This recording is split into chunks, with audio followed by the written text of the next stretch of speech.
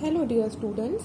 Today in social studies we will overview our lesson 8, that is Indian heritage and culture, and in short I will tell you what we had learned earlier. So in chapter 8 Indian heritage and culture, we had come to know about so many things like languages and literature, music, dance, art and painting, monument, etc. So, in short, the first paragraph of architecture tell us about the monuments which are made in ancient period and medieval period and modern period. Now, in this time, different kinds of monuments were made to depict its time. Coming to literature, in literature we had come to know about two types of book. First is religious, second is non-religious. I hope you all have remembered what are religious books and what are non-religious book.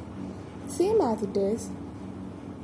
Coming to the language, we had come to know about 22 languages that has been scheduled by the Constitution of India and other regional languages that we used to speak in our daily life.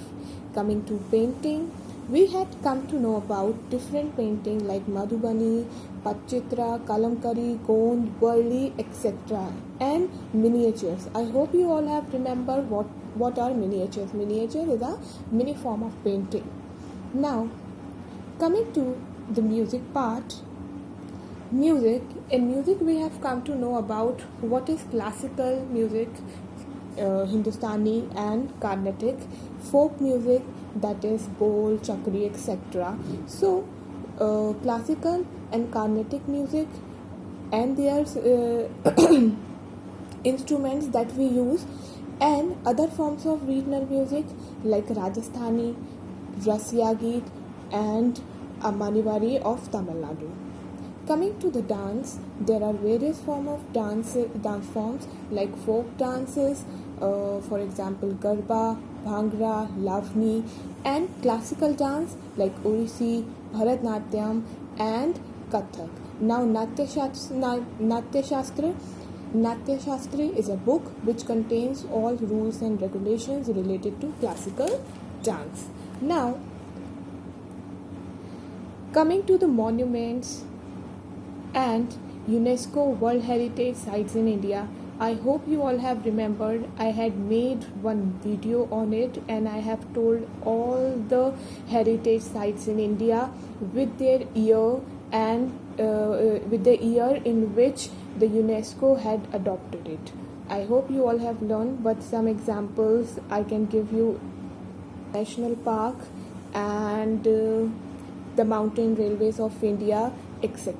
All these are the things which are being adopted, monuments which are being adopted by the UNESCO. There are so many things and so many monuments I have already told you in the video that I had mentioned in the previous days. I hope you all are going through. Keep learning, it will help you.